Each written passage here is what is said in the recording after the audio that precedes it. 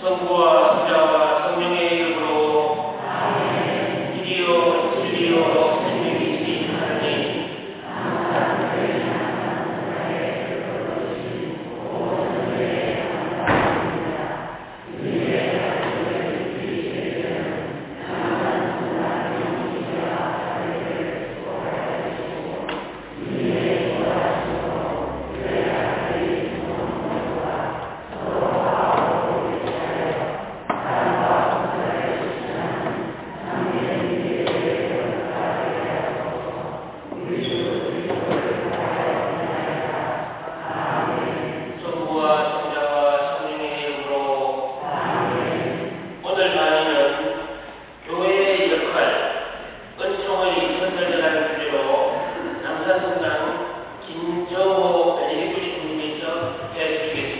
신부님을 모십니다. 큰 박수 부탁합니다.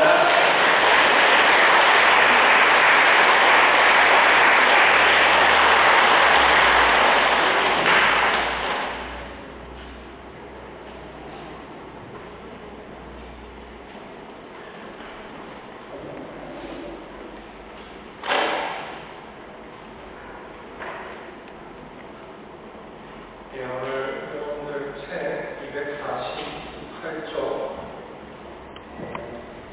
86번부터 보시면 되겠습니다.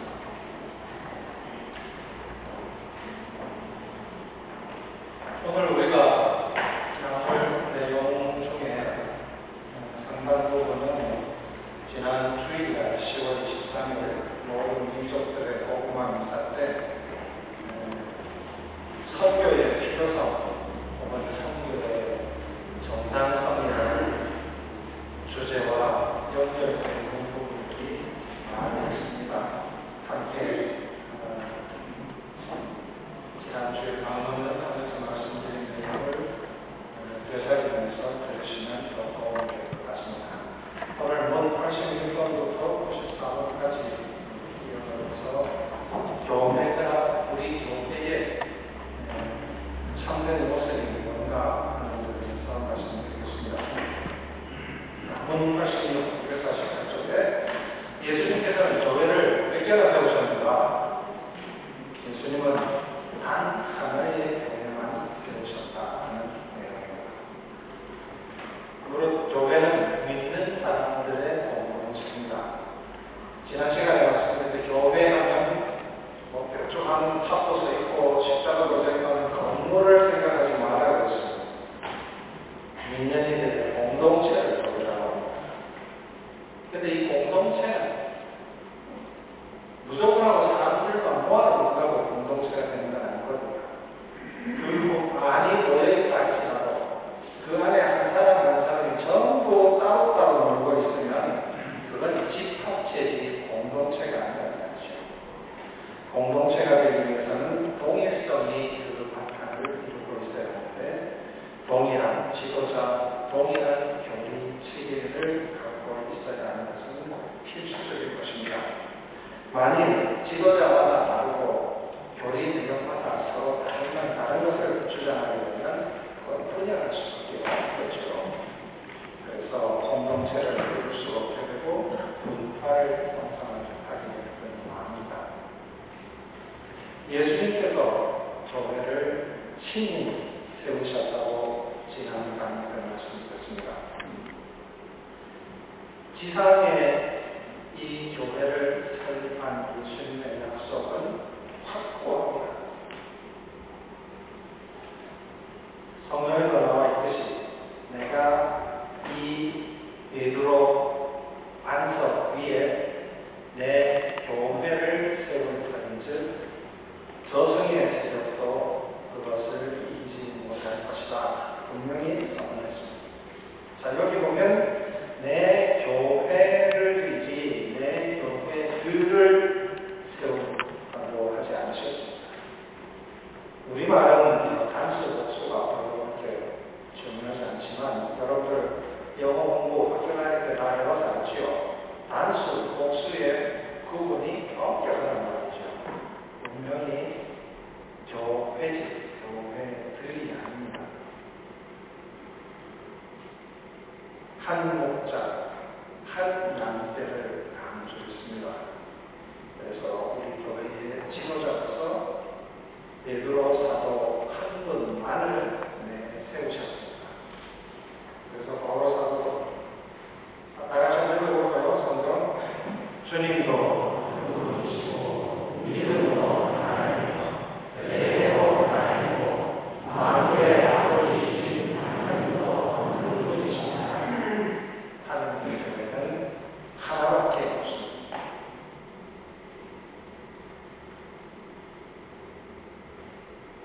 문 87과 249쪽 예수님께서 친히 세우신 참된 교회는 여러 교파 중에서 어떻게 구별됩니까? 우리 교회와 다른 개신교 여러 교파와 구별된 점이 뭔가 하는 거죠. 그것이 바로 우리 신경, 신앙 고백 때는 늘 하는 하나이고 거룩하고 보편되고 사도로부터 이어오는 교회. 이것이 네 가지 이 특징으로 말할 수 있습니다.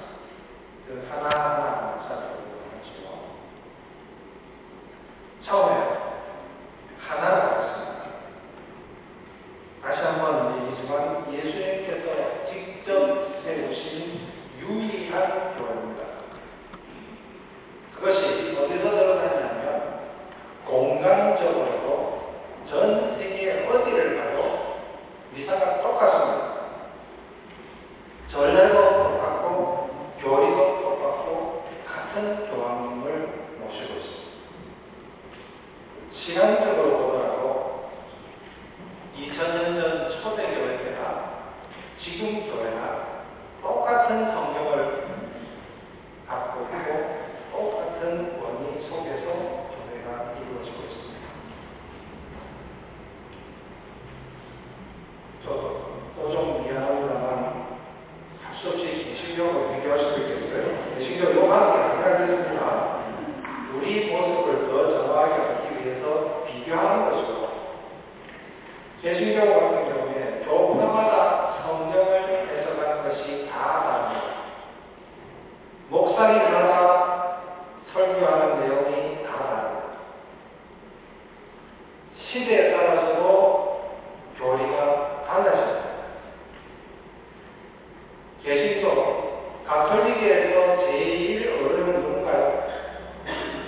네? 교황님. 이 점에 대해서는 아무 이의가 없죠. 우리만 그렇게 말합니까?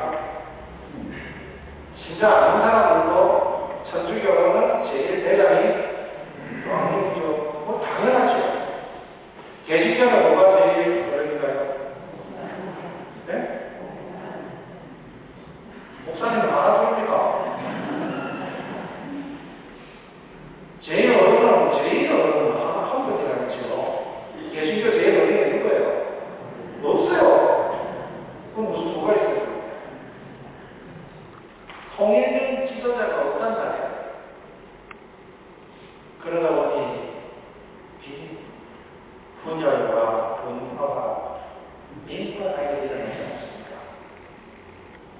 심지어는 사이비 정도까지 등장하는 이런 현실. 하나님 교회라는 것이 이렇게 중요합니다. 두 번째로 거룩한 교회. 두말할 필요도 없이 교회는 사람을 거룩하게 해서 한 나라로 인도하는 것이 그 사명입니다. 성경에도 거룩하게 되도록 하기 위한 구절들이 많습니다. 자, 읽어봅시다. 내가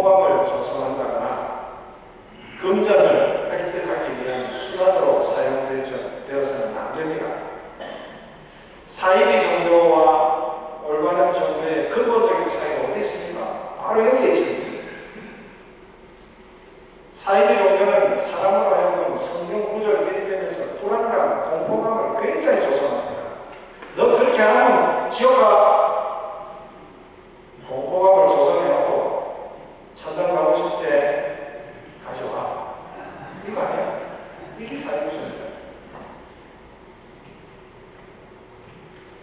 특정한 사람을 신격화하지 않습니다. 사회주의 종교는 교주나 특정한 사람을 마치 예수님처럼 하느님처럼 그렇게 만들어내지 않습니다. 우리 정당에 남산 정당에 나오니까 원당 신부를 신으로 만들라고 합니까? 우리 부산교구의 주교님을 신으로 만듭니까? 아니지 않습니까? 아울러서 우리 가톨릭교회는 거룩한 삶을 이룰 수 있는 길을 구체적으로 갖고 있습니다. 그것이 뭐냐면 성당입니다. 우리 성당 몇 가지 있나요? 벌써 있네. 7가지가 뭐뭐지요?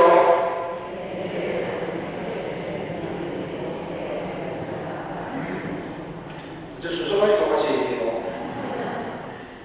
됐잖아. 이렇게 7가지. 하나하나 보십시오. 세계 태어나시고 성체 먹이고 기르지요. 견진 어른이 되시오. 마음에 있는 죄의 상처 깨끗이 씻지요. 병에 걸렸을 때 도움을 주지요. 혼인하지요. 사제가 되지요. 우리 인간의 일생하고 거의 같거든요. 출생에서부터 죽음에 이르기까지 주님의 은총을 늘 간직함으로 해서 거룩한 삶을 이어갈 수 있도록 구체적인 길을 다 갖고 있다는 것이죠. 특히 성직자나 수도자들이 독신으로 거룩한 삶을 살아가는 것을 직접 여러분들의 눈으로 보고 있지 않습니까? 이런 모든 조건을 다 갖추고 있는 교회는 가톨릭밖에 없습니다. 다른 종교는 누가 있습니까? 세 번째로 보편된 교회. 성경 한번 다시 읽어봅시다. 너희는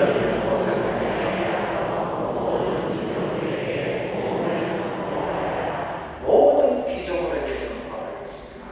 한국 사람한테만, 유다 사람한테만, 이슬람 사람한테만 이렇게 규정하지 않습니다. 또 이어서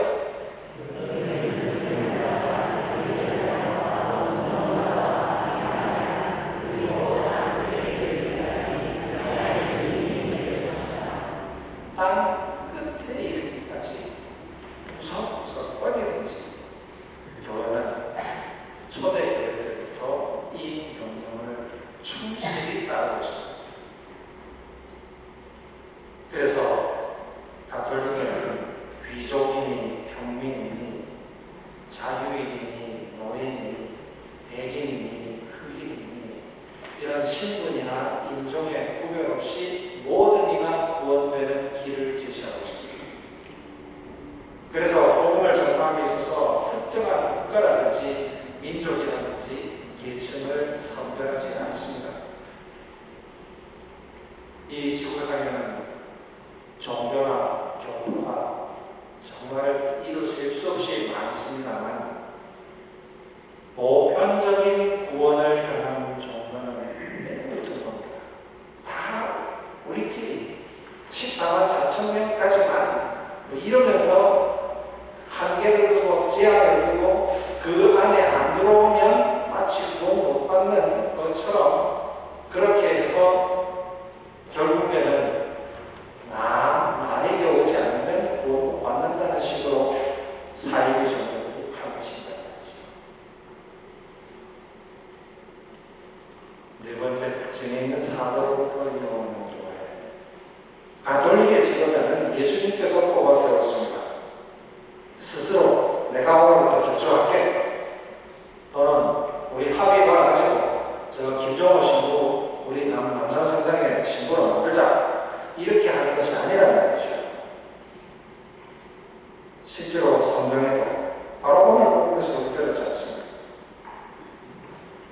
성경에 보면 딱 읽어봅시다.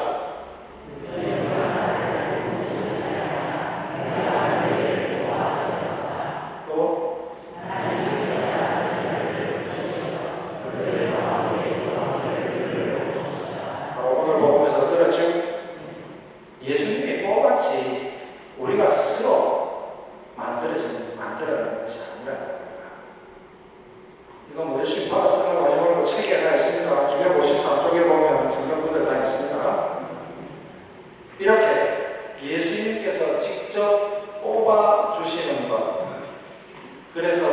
그 부르심을 받는 것, 그것을 꼭 성소라고 하지 않습니까?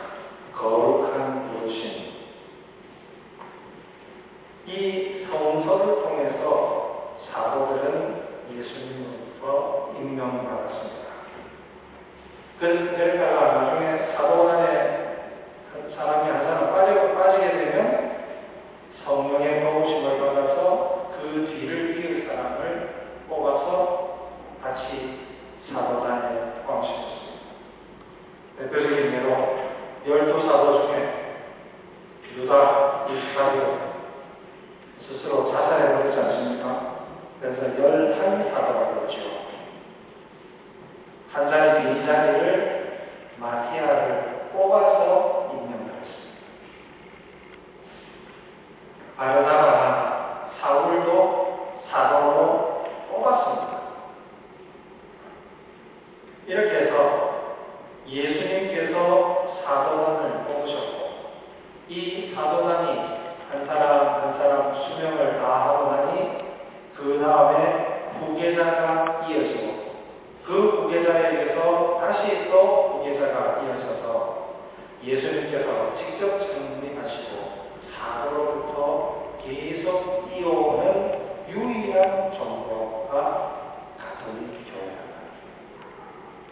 그래서 여러분들이 잘 아시다시피 초대 교황인 베드로 사도로부터 디노 교황, 아나크레토 교황, 클레멘스 교황 쭉 이어서 현재 266대 교황님 프란시스코 교황님에게까지 이루고 있습니다.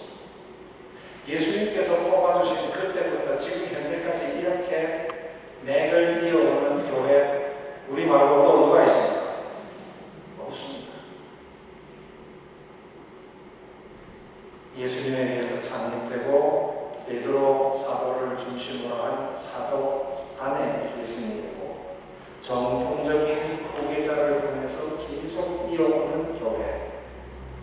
그래서 우리 교회는 하나이고 거룩하고 보편되고 사도로부터 이어오는 교회.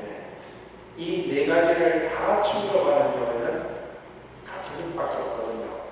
그래서 가톨릭 교회의 4대 특징이다 그렇게 봅니다.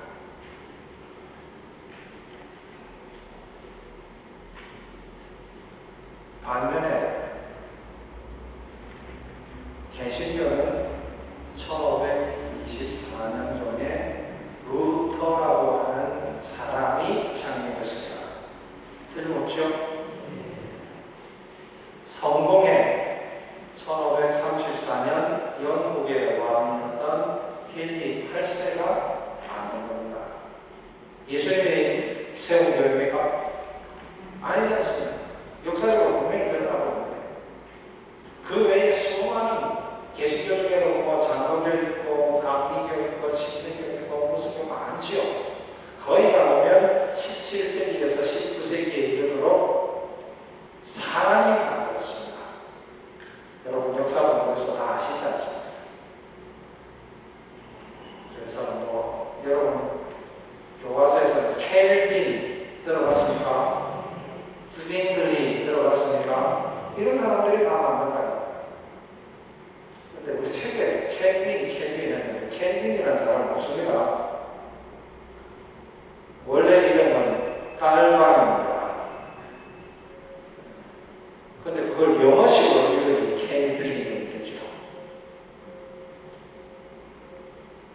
음악가 쇼팡 다 알지요? 쇼팡 철자가 어떻게 쓰나요?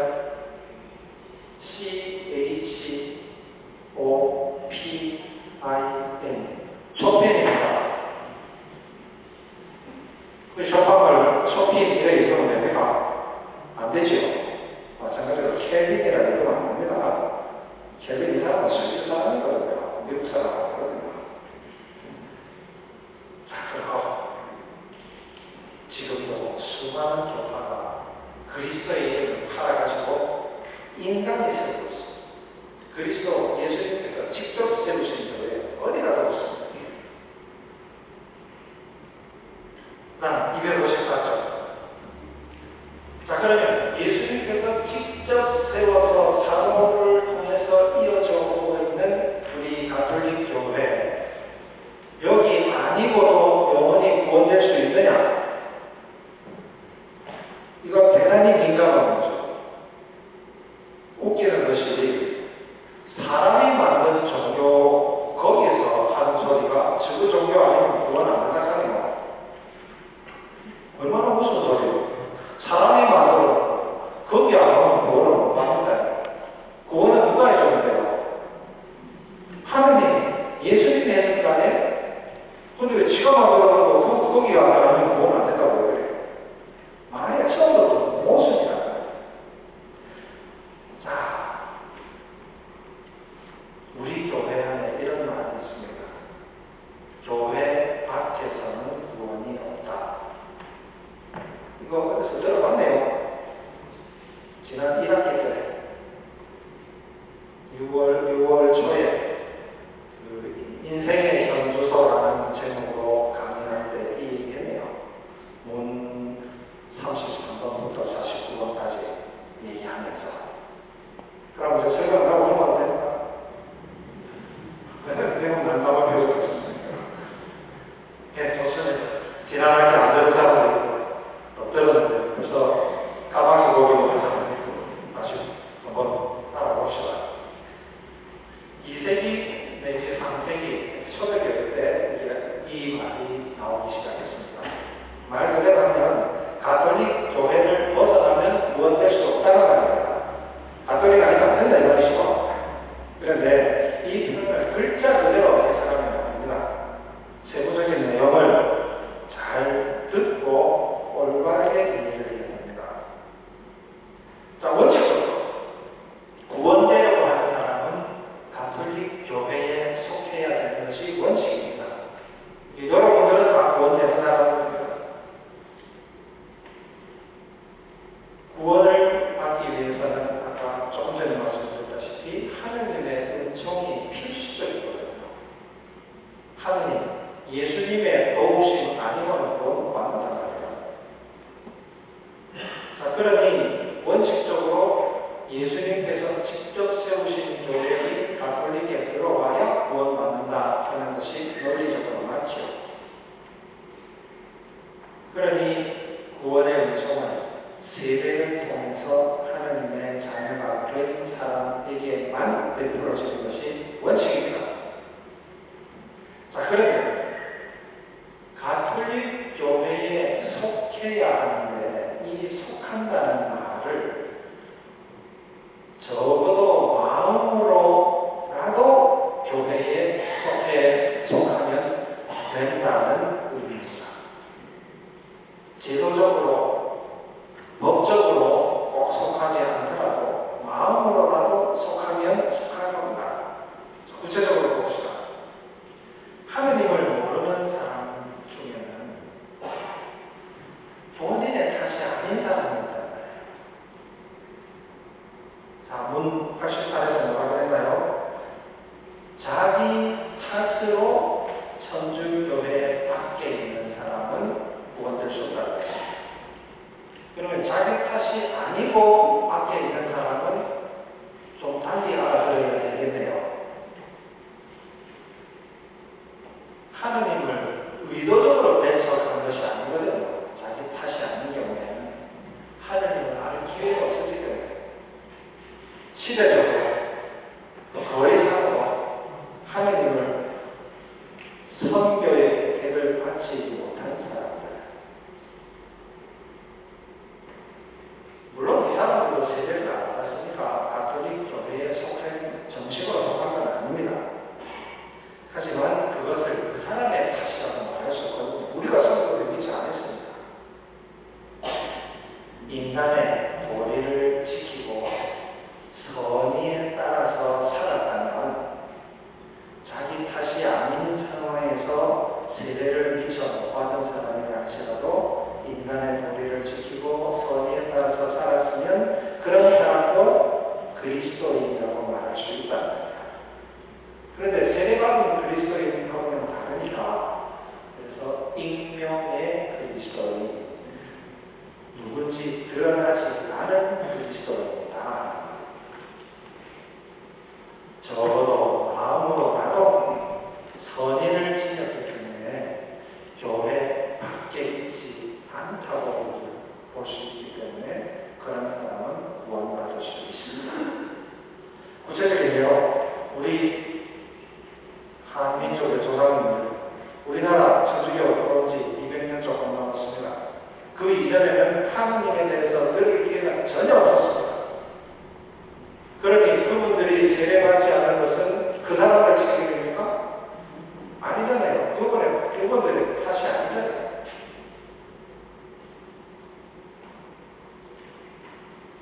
참된 인간의 도리를 지키고 살았다면 우리 먼 조상님들은 비록 천주교 세례를 안 받았다 할지라도 적어도 마음으로라도 교회에 속한 분이라고 볼 수 있기 때문에 또 예비신 신자들, 지금 우리 교회에 예비신자들 계시죠? 이분들이 지금 예비신자 교회를 받아서 내년 2월이나 3월 되면 세례를 받게 되거든요. 그런데 그 전에 불행히 이 세상을 떠나버렸다.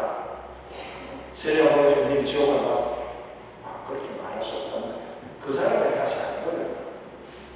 그래서 예비신자들은 우리하고 똑같이 구원받고 우리 교회 여지에 놓칠 자격이 있습니다.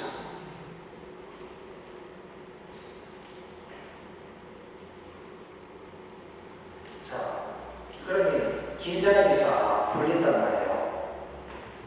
이 중에 지금 신자 한 분도 앉아있죠. 제가 이렇게 설명하면 그럼 굳이 상당히 쎄빠지게 안 되기로 내가 선의를 가지고 있으면 안 되겠나. 그런데 본인 탓이 아닐 때 그렇다는 겁니다. 가톨릭이 예수님께서 창립하신 유일하고 진정한 교회라는 거 오늘 지금 4번을 얘기했어요. 분명히 들었죠? 안 들을 거야. 이제 다 알아본다. 갑자기 의도적으로 세례를 안 받겠다는 거다. 또 세례를 받았다 할지라도 교회를 배척하니까 구원받을 수 없습니다.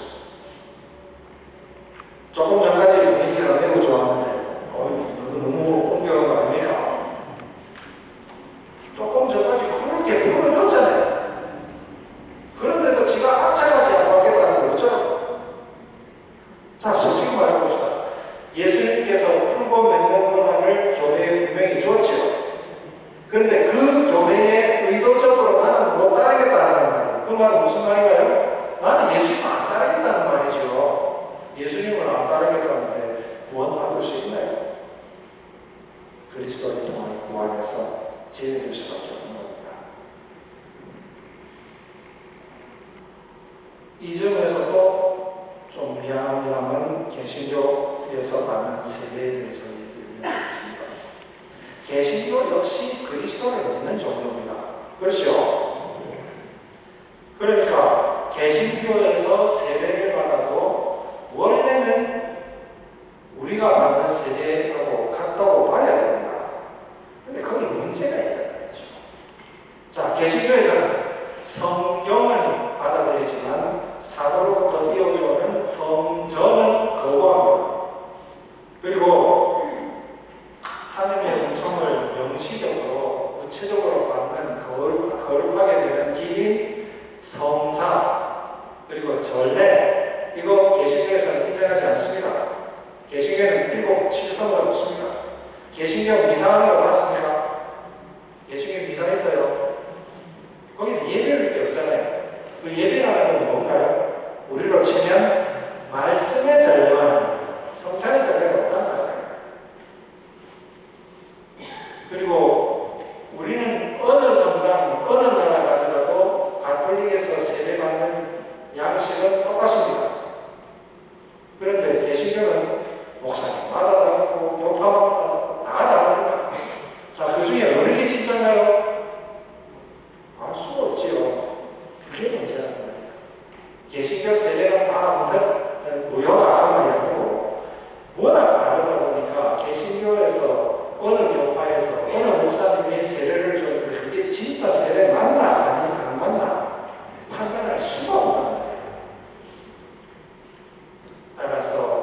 개신교 세대에서는 진짜로 원죄와 범죄가 사해졌는지 아닌지 확인할 길이 없는 겁니다. 개신교 신자가 가톨릭으로 개종할 경우 증전이 들으시죠, 그죠? 이런 경우에는 개신교에서 세례를 이미 받았다고 하면 그거 무효, 새로 이렇게 하지 않습니다. 대신 보충 인식을 합니다. 모래. 개신교에서 세례받았다가 개종하신 분에게는 보충하는 예식을 통해서 그 세례를 완성시키면 됩니다. 또 개신교는 성사를 안 받아들였기 때문에 고해 성사라는 게 없지요. 그럼 개신교 신자는 죄 안 짓나요? 짓지요. 그럼 어떻게 죄가 사라지나요? 예배당 개신교 근처로 새벽에 등산하거나 갈 때 보면 개신교 새벽에 우는 소리 들리죠. 이 통성기도 하는 거거든요. 거기서는 내 죄, 내가 지은 죄를 사함받는 길은 내가 통회하는 방법입니다. 내가 진정으로 뉘우치면서 하느님께 용서를 구하는 것, 그건 그 길밖에 없습니다. 고해성사가 없기 때문에.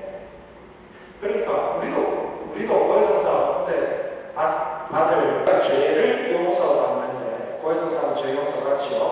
그런데 신부님이 뭐를 정해주나요? 보석을 정해주지 않습니까? 그 보석은 왜 정해주냐면 죄는 용서받지만 그 죄에 따른 잔벌이 남아있기 때문에 죄의 악영향이 아직도 남아있기 때문에 그걸 마저 없애기 위해서 보석을 정해주고 보석 속된 것을 보충하라 하는 것이죠. 고해성사는 죄만 사해지는 겁니다. 잔벌은 사해지지 않습니다. 반드시 보석을 해야 됩니다. 근데 세례 때는 보석을 닦아줍니다. 세계 자체가 잔벌까지도 다 없애버립니다. 그러니까 우리가 일생에 일생에 딱 한 번 자동으로 잔벌까지 없어지는 것은 세례고, 세례 이후에는 반드시 고해성사 뒤에 보석을 꼭 해야 된다. 잊지 마시기를 바랍니다.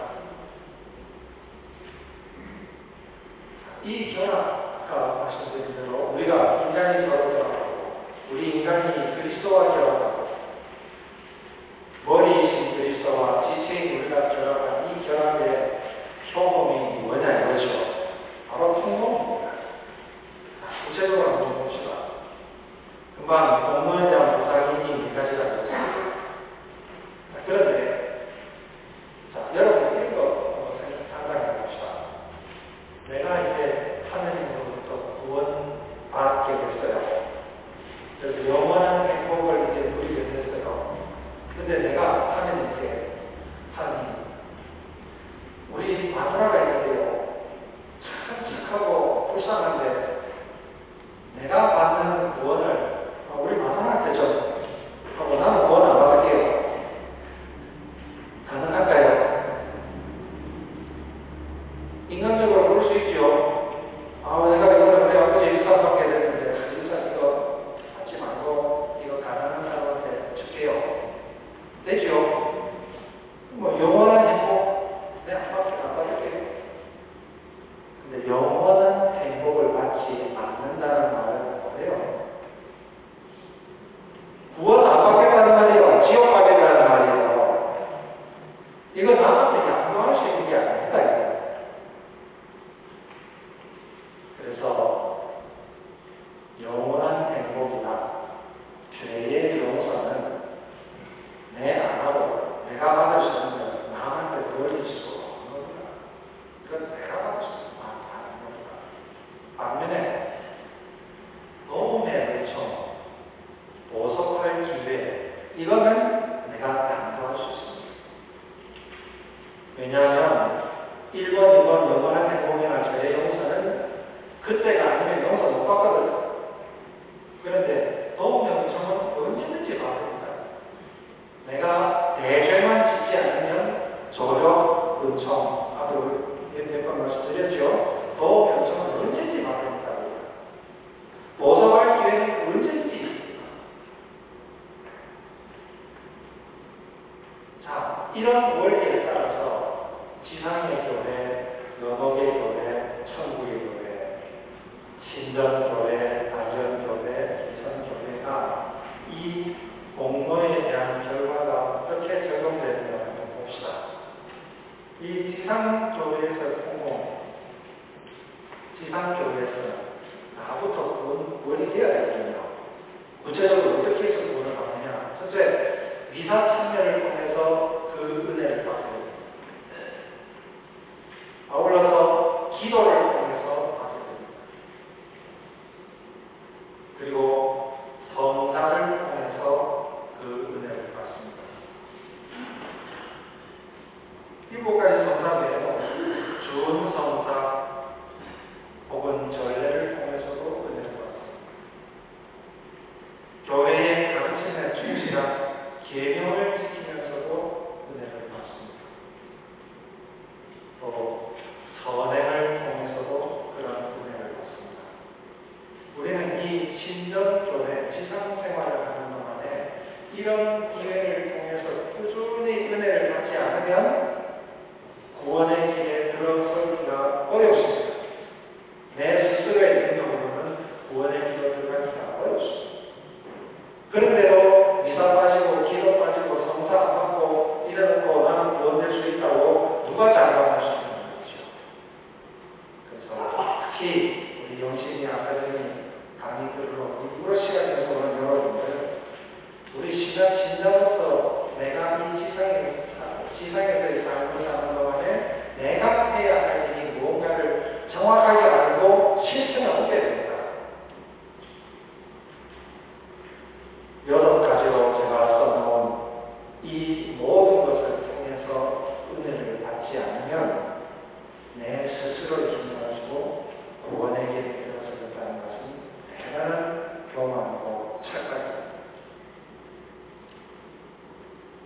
자, 그러면 세 번째 나오는 개성교회, 이 하늘나라에 다른 영혼에 있어서 통공은 어떻게 드러나느냐. 하늘나라에 이미 들어가 있는 분들은 성인이죠. 그 성인은 천사하고 같습니다. 그래서 우리는 천국에 있는 성인 성녀들의 전구해 주시기를 전하십니다. 그분들이 우리를 구원할 수는 없습니다. 하지만 그분들에게 기도해야 하는 것은 대신 내가 하는 거죠. 말 좀 잘해줘야 말이죠.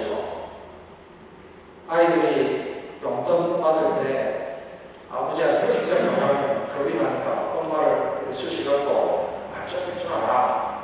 그러면 엄마가 아빠한테 자, 돈 좀 주소. 그러면 아버지가 그래 주잖아요. 요새는 거꾸로다. 성인들이 우리의 기도를 들으면서 우리를 위해서 은총을 빌어줍니다. 자, 성인들, 이분들이 어디서 나온다는 거예요? 신앙생활 하는 분들이에요. 성도님까지 포함해서 우리의 연약한 처지를 잘 알고 있기 때문에 우리가 성인, 성도들에게 간절히 기도할 때 그분들이 모아쳐를 잘 겁니다. 우리의 절박함을 누구보다도 잘 알기 때문에 성모님과 성인들에 대해서 진심을 다하는 것, 그것이 통곡의 기회가 되는 겁니다. 개성교회에 들어가 있는 분들에게 기도하고 빌어서 그분들이 나를 위해서 하나님께 간청하는 것, 이것도 통곡입니다. 전구를 바라는 것, 통곡입니다.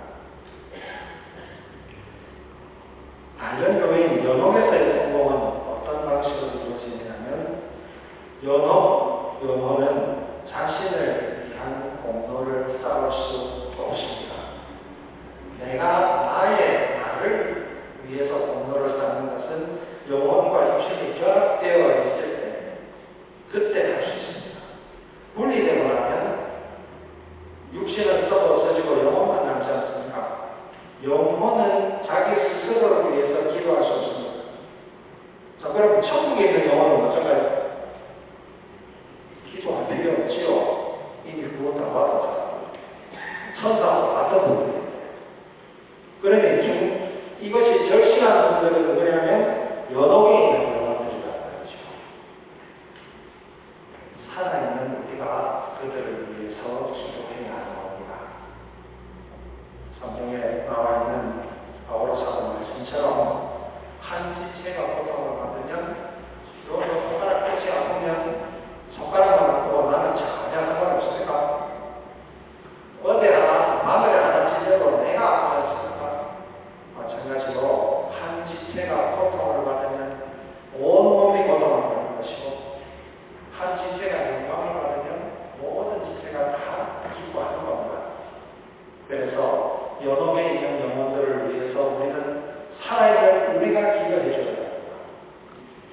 그래서 연미사를 말하지 않습니까? 오늘도 아까 미사 때 연미사로 하지 않습니까? 또 전대사를 얻어서 여러 경원에게 양보를 해줍니다. 대사라는 것은 죄를 없애는 게 아닙니다. 잠벌을 없애는 겁니다. 아까 죄는 고해성사를 통해서 용서받지만 잠벌은 남아있다 그랬죠. 근데 본인이 모성 진짜 다 못했어요. 그러다 죽었어요. 그러니 죄는 다 용서받았으면 지옥에 가겠죠. 하지만 잠벌 때문에 연옥에 있는데 자기가 자기를 위해서는 기도 못한다는 말이에요. 그러니까 우리가 해줘야죠. 전대사 모든 잠벌을 다 없애는 은혜가 전대사. 잠벌 중에 일부만 없애주는 것은 한대사. 요즘은 한대사 전부 전대사죠. 말하고 보면 11월 1일부터 위령성월이 시작되죠. 위령성월에 우리 신사들이 하기를 굉장하는 게 뭐랄까요? 묘지참배입니다. 정확하게 알아두십시오. 11월 1일부터 8일 사이 11월 9일 가면 1일부터 8일 한 주간 동안에 묘지에 가서 돌아가신 분을 위해서 기도하면 내가 전대사를 받을 수 있습니다. 이 전대사는 나를 위해서 쓸 수도 있고 여러분을 위해서 양보할 수도 있습니다. 아시겠죠? 그래서 이번 11월 유령성월에 묘지 참여하고 돌아가신 분에서 기도하십시오. 그래서 전대사 받아서 돌아가신 우리 부모님 또 내가 아끼는 분 이런 분들 한숙히 천국에 갈 수 있도록 이렇게 하십시오. 또 그러면 분명히 여러분 지금 마음속으로 그러면 하루에 10분간 그걸 놔줍니까? 하루에 한 번 대신에 1일부터 8일까지 가면 되니까 맨날 가면 8번 나올 수 있습니다.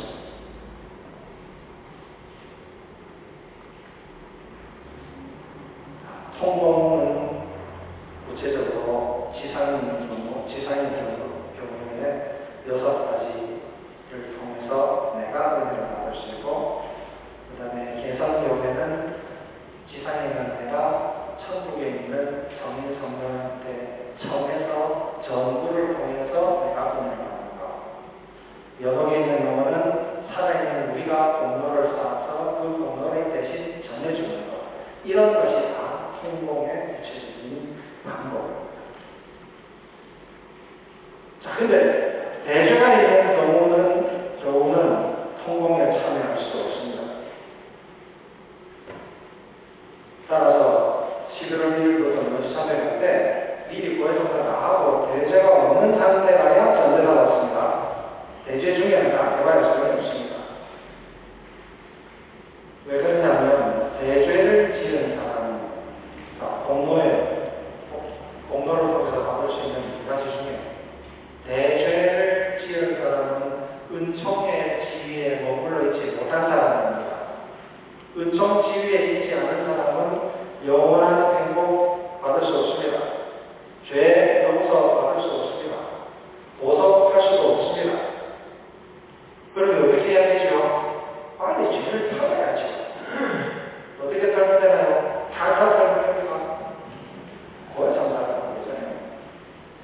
대죄 중에 있는 사람이라 할지라도 도움의 은총은 부분적으로 받을 수 있습니다. 그 도움을 받아서 빨리 고해성사하러 가야 해요. 그렇지 않고는 대죄 중에서는 통공의 은혜를 받을 수 없습니다. 대죄 지은 사람이 성경성경인데 아무리 기도해봐야 소용없습니다.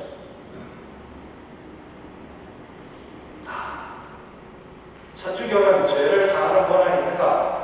개신교에서 천주교를 비난하면서 그럽니다. 누가 죄를 사하는 건가?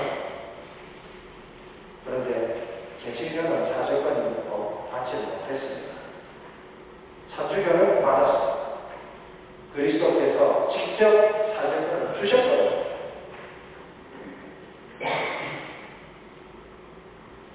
다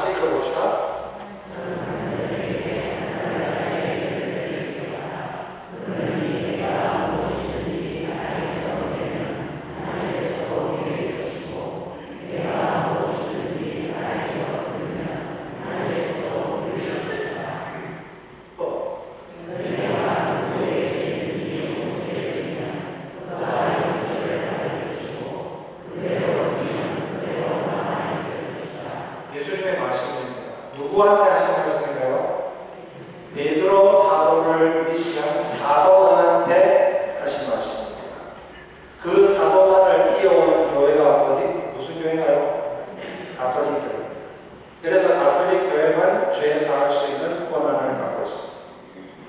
개신교로 사죄권을 받으려면 사도로부터 이어오는 교회로 오면 됩니다.